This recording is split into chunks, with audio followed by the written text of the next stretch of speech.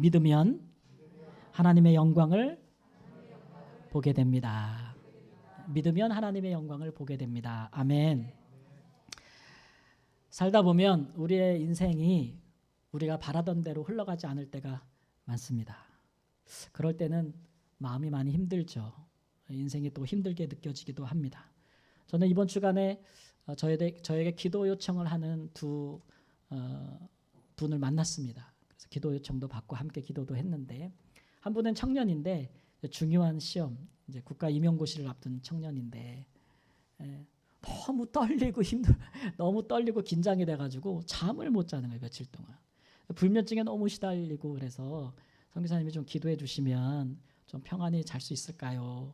마음에 좀 평안을 얻을 수 있을까요? 그래서 좀 기도해 주세요. 그래서 만나서 이제 기도를 하게 됐어요.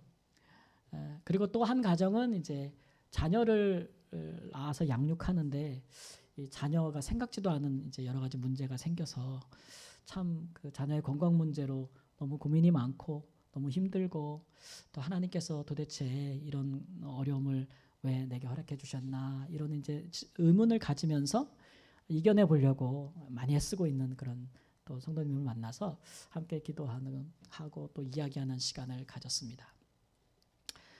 이렇게 공통된 그 얘기를 듣다 보니까 그 마음에 좀 큰 부담들이 있어요. 그러니까 어떤 부담이냐면, 내가 하나님을 믿고 신앙하고 따라가는 내가 그리스도인인데, 그러면 좀 이런 일들은 내가 좀 겪지 않아야 되는 게 아닌가. 시험도 그냥 잘 통과해서 말이죠, 아주 멋지게 합격해서 하나님께 영광을 돌리고, 또 가정생활도 정말 원만하게 잘 돼서 모든 일을 통해서 하나님께 기쁨을 영광을 돌렸으면 좋은데, 그렇지 못한 자기 모습에 굉장히 좀 위축돼 있는, 그리고 다른 사람들은 어떻게 볼까, 그런 마음들을 좀 갖고 있더라고요.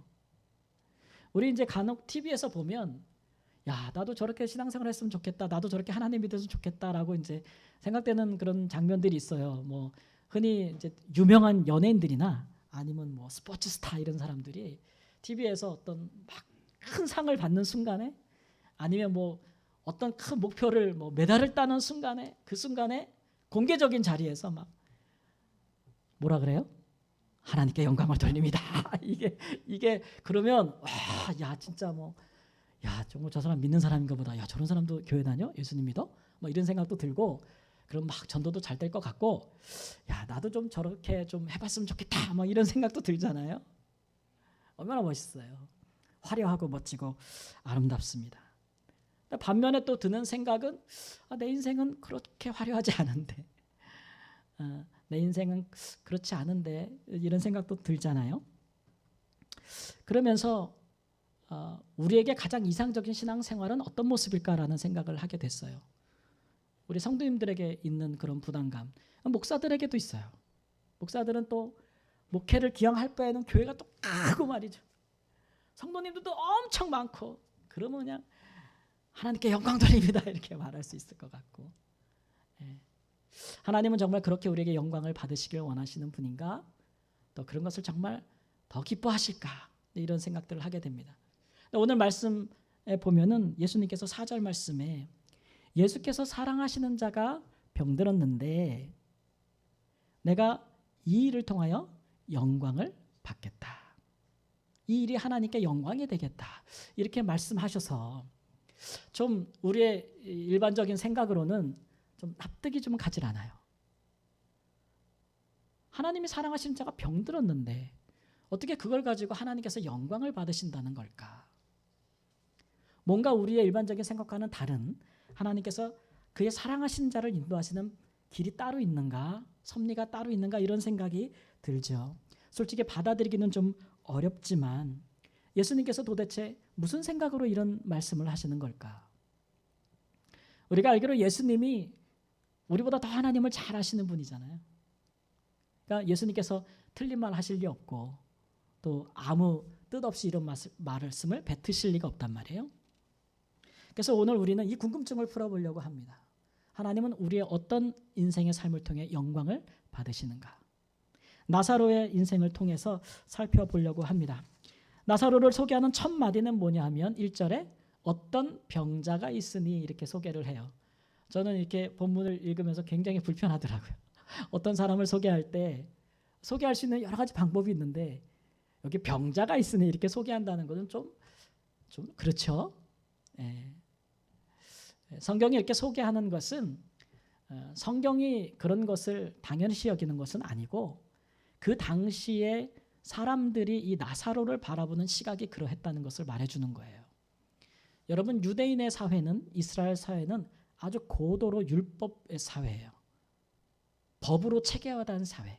근데 그 법이 대부분 구약에 있는 법인데 다 이제 성전에서 하나님께 제사하고 예배하는 법. 어떻게 하면 우리를 정결하게 해서 거룩하신 하나님 앞에 예배할까?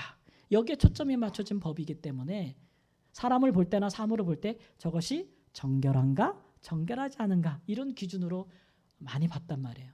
그러니까 사람을 볼 때에도 병든 사람은 정결하지 못하다. 건강한 사람은 정결하다. 이런 시각을 가지고 있었기 때문에 나사로를 볼 때 어떻게 봤어요? 병든 자라고 이렇게 봤어요. 참 안타까운 현실이죠. 그런 병든 자 나사로가 어디에 살았냐면은 베단이라는 곳에 살았다 그랬어요. 베단이는 성전이 있는 거룩한 성 예루살렘으로부터 동쪽으로 이렇게 3km 정도 떨어진 곳인데 그 가는 길이 내리막길이에요. 엄청 급경사예요. 그러니까 대부분의 예루살렘을 보기 위해서 오는 사람들은 예루살렘 성전을 순례하기 위해서 오는 유대인들은 이 베다니를 거쳐 와야만 됐어요. 그러니까 이 병자들이 사는 곳 이 거쳐서 예루살렘의 거룩한 영광을 보기 위해서 사람들이 왔단 말이에요. 너무 대조되죠. 뿐만 아니라 이 베단이라는 이름 자체가 병든 사람이 사는 곳, 가난한 자들이 사는 곳이라는 뜻을 가지고 있어요. 그러니까 예로부터 이 마을은 예루살렘 성전에 가지 못하는 가난하고 병든 사람들이 모여 살던 곳이구나 이렇게 생각할 수가 있습니다. 그곳에 마르다와 마리아와 나사로가 형제 자매로 한 가족으로 살았다는 거예요. 그러니까 이 가족은 특히 나사로는 사람들에게 주목받을 이유가 없습니다. 그런데 예수님께서 예루살렘에 가실 때마다 꼭 이 베다니에 들려서 이 집에 머무셨어요. 그리고 이 마르다와 마리아와 나사로를 굉장히 아끼고 사랑하셨어요. 그래서 나사로에게는 별명이 붙었어요. 어떤 별명이 붙였냐면 주께서 사랑하시는 자라는 별명이 붙었어요. 그 뒤로는 사람들이 이제 나사로를 주목해 보는 거예요.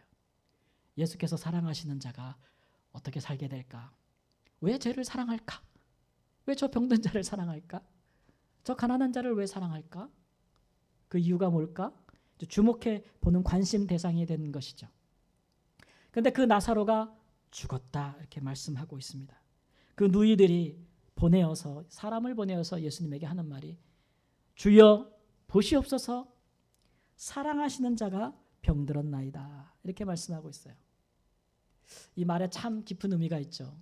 주여 보시옵소서 사랑하시는 자가 병들었습니다. 주께서 사랑하시는 자가 어떻게 병들 수 있어요?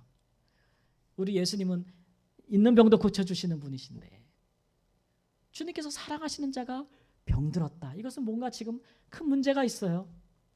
일어나지 않을 일이 일어난 거예요. 그러니까 비정상적인 상황인 것 같아요. 뭔가 잘못됐어요. 빨리 오셔서 고쳐주세요.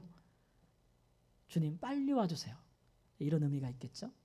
또 하나는 나사로가 주변 유대인들의 관심을 많이 받아요. 예수님 때문에. 그러니까 사람들이 보는 거예요. 예수의 사랑하시는 자가 병들었으니 어떻게 되나 보자.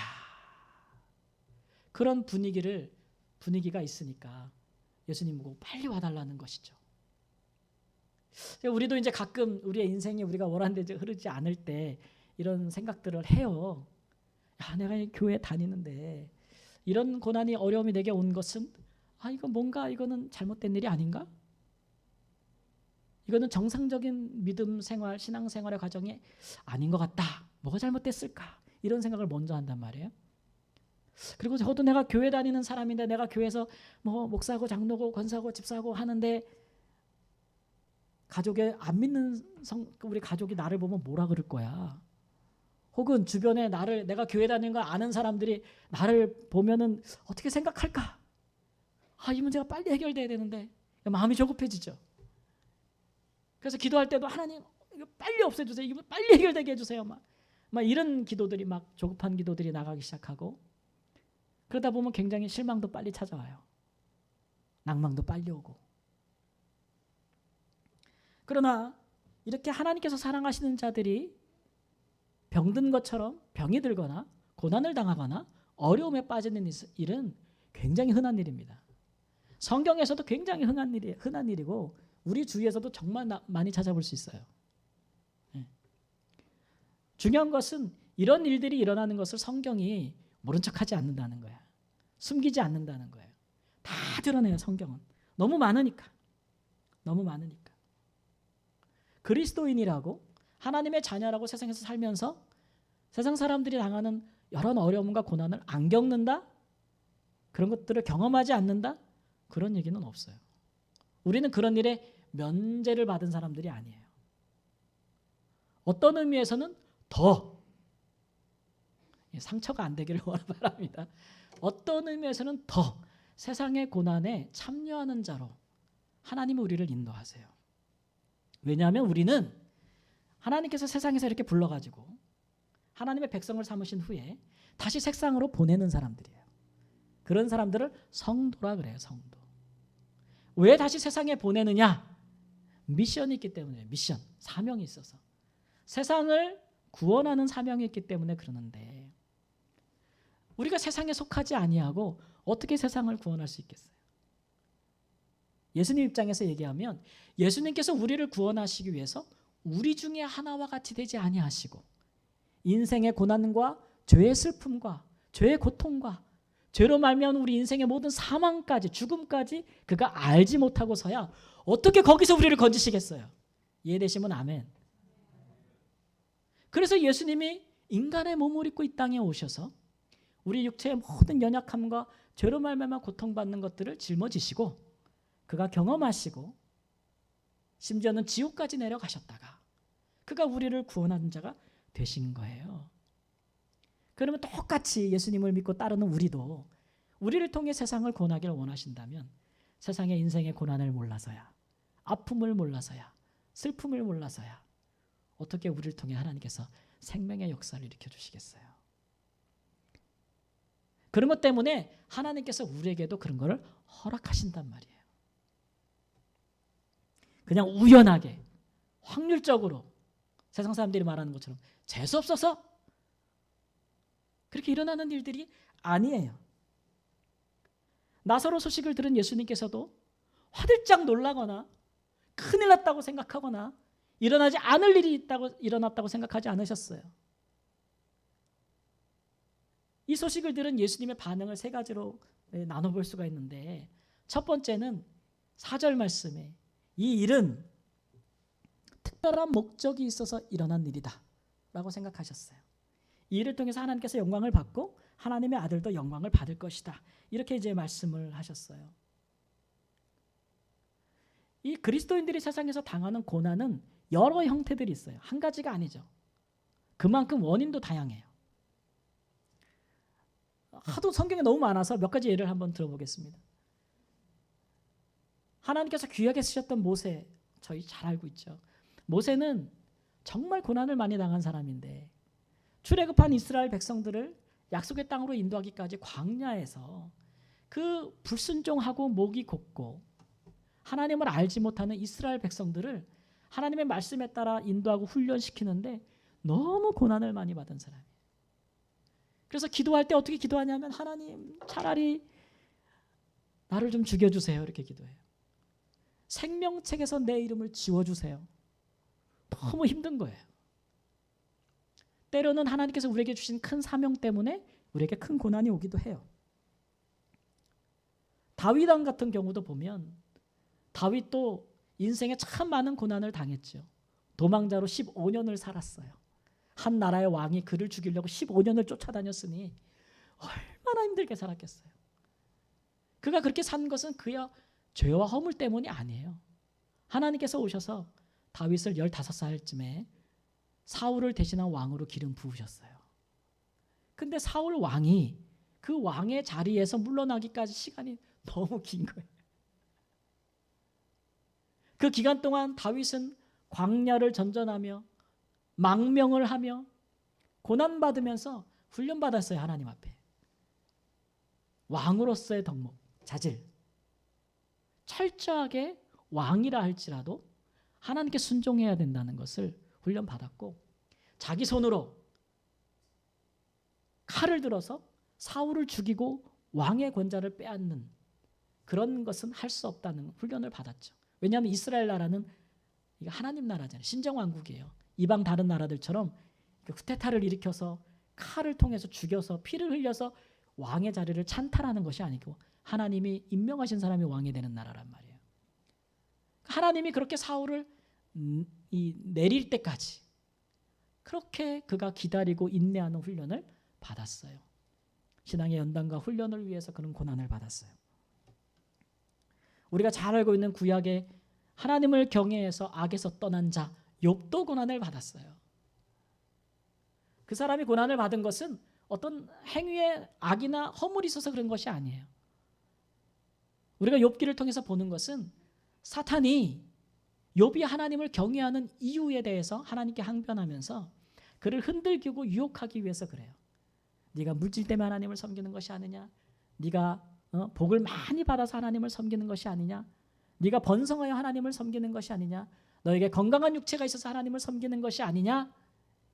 이런 일을 가지고 시험하는 것을 하나님이 허락하셨어요. 그래서 욥은 그 사람의 인생을 통해서 우리가 하나님 믿고 섬기는 것은 돈 때문도 아니요, 명예 때문도 아니요, 육신의 건강과 장수함 때문도 아니라 라는 것을 보여주시기 위해서 그는 고난을 또 당했어요. 영적인 싸움인 거죠. 바울 사도도 엄청나게 고난을 많이 당했는데 선교를 하며 고난도 당했지만 또 이 위대한 선교사가 육체에 질병이 있었어요. 그거를 육체의 가시라고 불렀어요. 하나님 앞에 이것이 치료받기를 3번이나 간구했는데도 하나님께서 그 병을 치료해 주지 않으셨어요.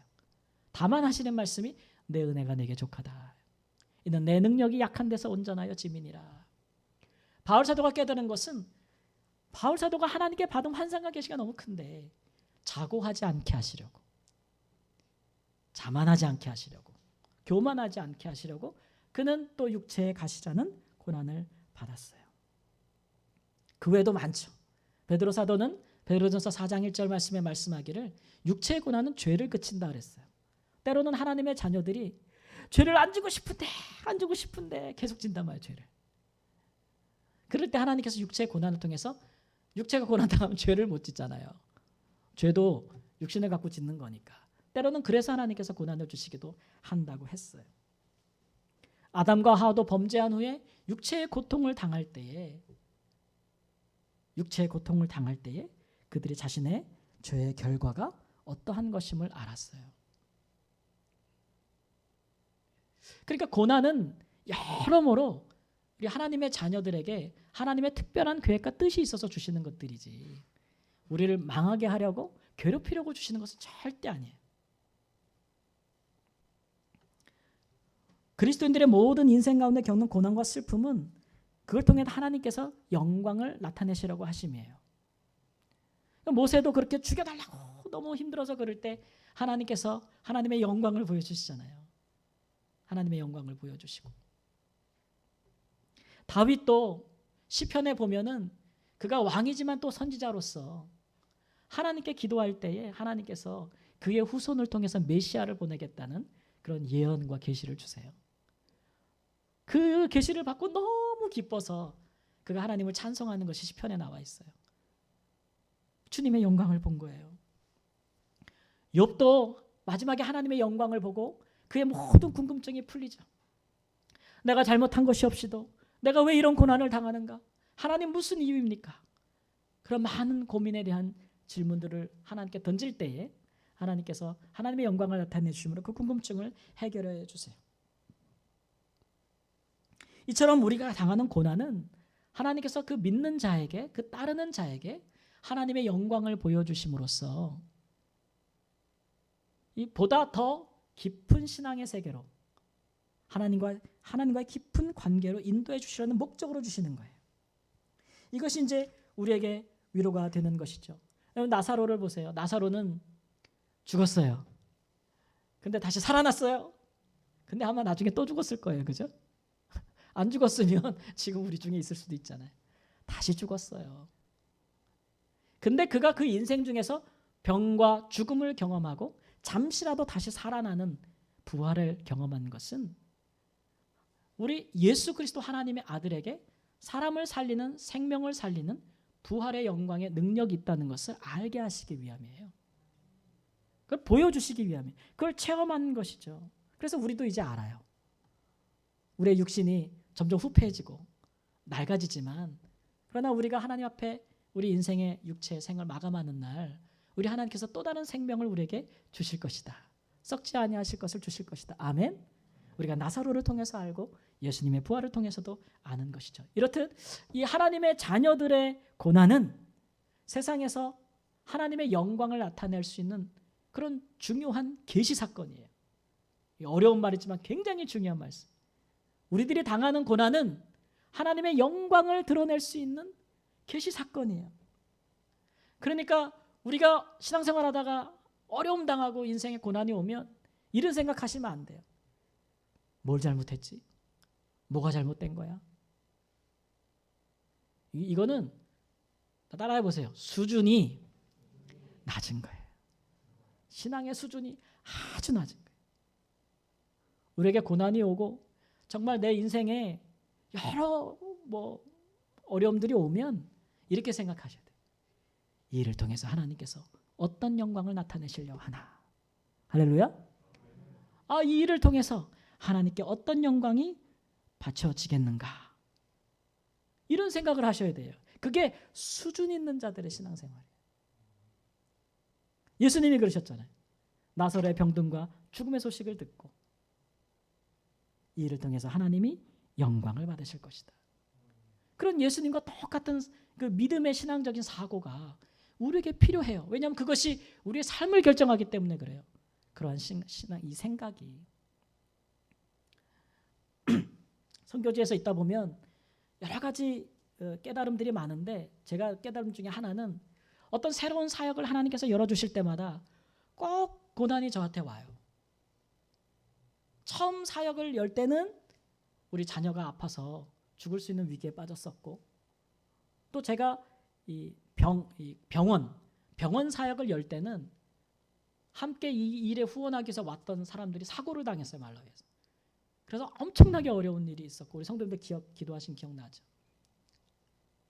말할 수가 없어요. 너무나 많은 경험들이 있었어요. 가장 최근의 경험을 말씀드리면 코로나 때 몸이 너무 아팠어요. 이유가 없는데 너무 아파가지고 몸무게가 12kg나 제가 빠졌어요. 먹지도 못하고 혈압은 200을 넘어가고. 근데 어떻게 하겠어요? 말라위에서 계속 그냥 누워만 있는 거죠. 이런 이유 없는 까닭 없는 아픔이 내게 왜 올까? 죽을 것 같더라고. 그래서 불안장애도 오고 죽음에 대한 공포도 오고 그래서 공황장애도 오고 너무너무 힘든 상태로 빠지게 됐어요. 근데 그때 하나님께서 제게 주신 또 새로운 사역이 있었어요. 그게 뭐냐면 이제 대학을 세우는 일이었어요. 그러니까 거의 아무것도 할 수가 없는 상태에서 그래도 시간만 나면 그걸로 갔어요. 차 타고 가면은 한 10헥타나 되는 땅이 있는데 땅이 다 비었죠. 땅이 텅텅 비었고 풀만 있는데 땅은 너무 넓은 땅을 하나님 주셨는데 아무것도 없는 거예요. 그래서 가면은 거기 앉아가지고 하루 종일 앉아서 이제 기도하는 거예요. 바위 위에 앉아서 가장 높은 곳에 올라가서 하나님 나를 살려주셔야 여기에 하나님께서 하라신 일도 하는 건데 어떻게 되겠어요? 이래서 되겠어요? 별별 기도가 다 나요. 날마다 가요. 날마다 가가지고 기도하는데 어느 날 기도하는데 하나님께서 제 마음에 그림을 보여주시더라고요.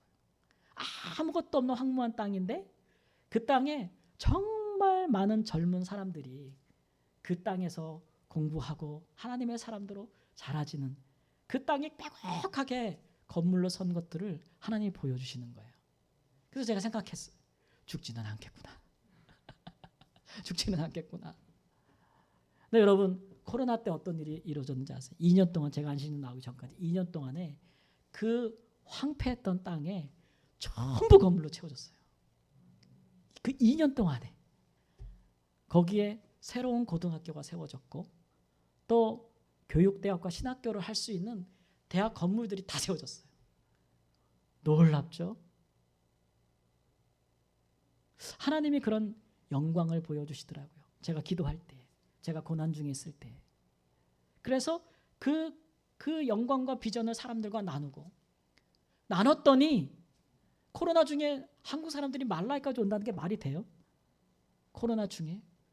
근데도 마음이 뜨겁고 하나님께 헌신된 자들이 오더라고요. 오셔서 보시고 후원을 약정하고 또 가시고 그런 일을 통해서 그런 역사가 이루어졌어요. 제가 고난 중에 있을 때에 하나님의 영광을 보게 되었고 그 영광을 나눴더니 하나님의 사람들이 참여하게 됐어요. 우리 하나님이 그렇게 일하시더라고요. 사랑하는 성도 여러분, 고난당하고 어려움 당할 때 그저 낭망하고 사람들 눈치 보고 뭔가 잘못됐나 이렇게 생각하지 마세요. 오히려 하나님께서 이 일을 통해서 어떤 하나님의 영광을 보여주시려나, 어떤 영광을 받으시려나, 그런 마음으로 힘을 얻고 소생하시기를 주님의 이름으로 축원합니다. 우리 예수님께서 보이신 두 번째 반응은 비통히 여기셨다 그랬어요. 그리고 불쌍히 여기셨다.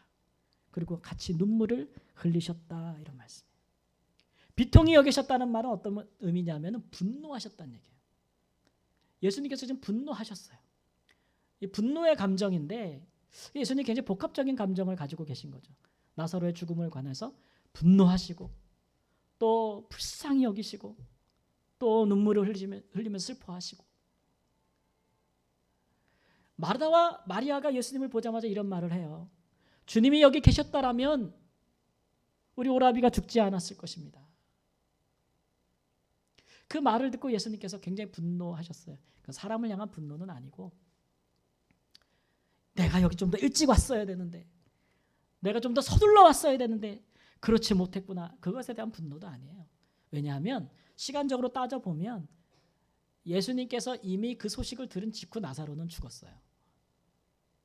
예수님은 이틀을 더 유하다가 바로 출발하셔서 하루 만에 오셨는데 이미 나흘이 지났다고 했어요. 그러니까 예수님이 늦게 와서 죽은 것도 아니에요. 예수님이 분노하신 것은 이런 방식으로 세상에 하나님의 영광이 나타나야 되는 것에 대한 분노예요. 주의 사랑하시는 자가 죽고 그것을 통해서 하나님의 영광이 나타나야 하는, 하나님의 백성들이 세상에서 고난과 슬픔 가운데 있고 그것을 통해서 하나님의 영광이 나타나야 되는 그런 길, 그런 방식, 그렇게 하나님의 나라가 세상에 임하는 것에 대한 안타까움과 분노죠. 예수님도 그렇게 사셨잖아요. 예수님이 이적을 행하고 기적을 행하실 능력이 없어서 세상에 구원을 행하지 못하셨겠어요? 아무리 이적을 행하고 기적을 행하고 사람들이 놀랄 만한 일을 행해도 사람들이 하나님 앞에 회개치 않아요.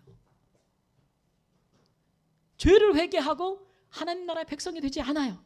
그것을 보고 즐거워할 뿐 불신앙의 여전에 거하는 것을 봐요. 예수님께서 이 사람들을 구하시는 방법은 자기가 십자가의 길을 가는 거예요. 죽는 거예요. 그러고 났더니 사람들이 우리의 죄가, 우리가 하나님의 아들을 십자가에 못 박혀 죽게 했다라는 생각을 하게 되는 것이죠. 우리가 하나님 앞에 죄인이다. 이런 방식으로 세상에 하나님의 영광과 구원이 나타날 수밖에 없는 이 엄연한 현실, 하나님을 떠난 세상,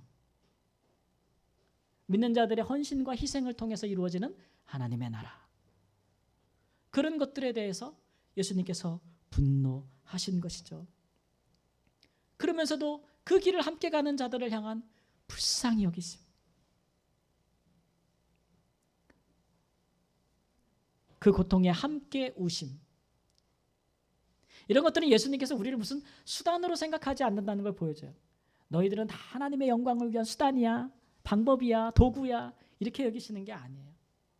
그 자신도 그 길을 가시고 그를 따르는 자들도 그 길을 올 것에 대한 안타까움과 슬픔과 눈물, 공감, 이런 것들을 우리에게 보여주시는 것이죠.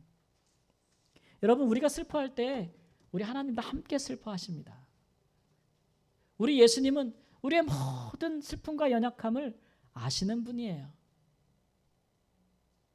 제 경험이기도 하거니와 많은 분들이 하는 공통된 이야기이기도 하는데, 우리가 어려움을 당하고 고난 당하고 세상에서 힘들 때 사람들이 다 못 알아줘요. 예. 얼마 전에 저희 아내가 굉장히 힘든 가운데 있는 분하고 통화하면서 제가 옆에 있는데 같이 공감하면서 그런 얘기를 하더라고요. 남편도 못 알아줘요. 그런 얘기를 하더라고요.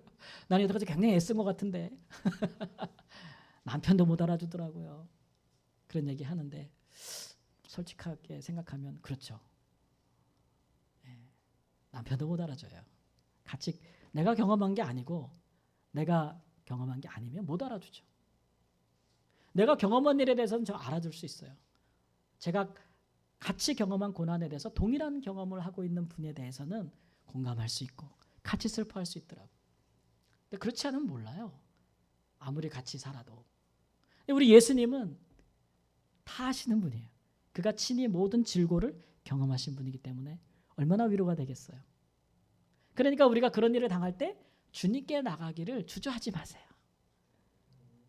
주님께 나가기를 주저하지 마세요. 세 번째 보면 사람들이 나사로를 통해서 하나님의 아들이심을 믿게 하려고 예수님께서 기도하시는 장면이 나와요. 나사로가 죽고 마리아와 마르다가 슬퍼할 때에 주변의 사람들이 뭐라 그랬어요? 37절에 보면 맹인의 눈을 뜨게 한 이 사람이 그 사람은 죽지 않게 할 수 없더냐? 냉소적으로 말하는 것을 볼 수 있어요. 어떻게 예수가 기적과 이적을 행하고 눈먼 자의 눈을 뜨게 해주면서도 자기가 사랑하는 자가 병들어 죽는 것은 고칠 수 없더냐? 어떻게 그럴 수가 있냐? 라고 하면서 막 이 마리아와 마르다의 마음을 뒤집어 놓는 거예요. 그렇죠? 우리가 참 지혜가 필요한데 어려움과 고난 중에 있는 성도들을 위로할 때에는 가장 좋은 방법이 뭐냐? 침묵이에요. 침묵. 이게 위로한다고 해서 하는 말이 안 될 때가 많아요. 위로가. 침묵하는 게 가장 좋아요.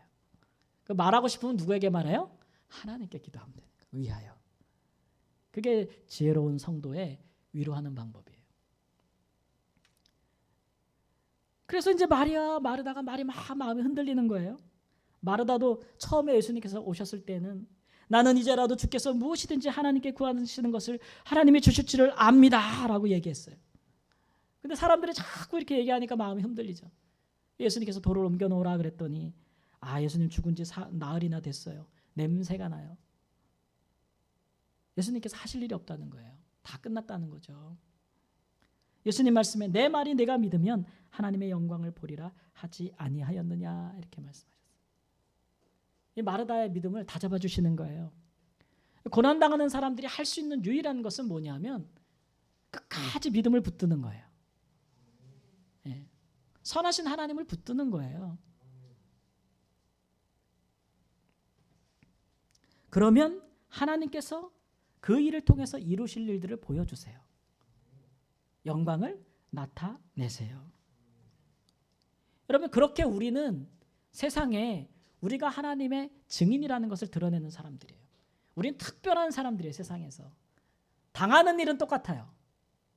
그러나 그것을 이겨내고 극복하는 삶의 모습은 달라요.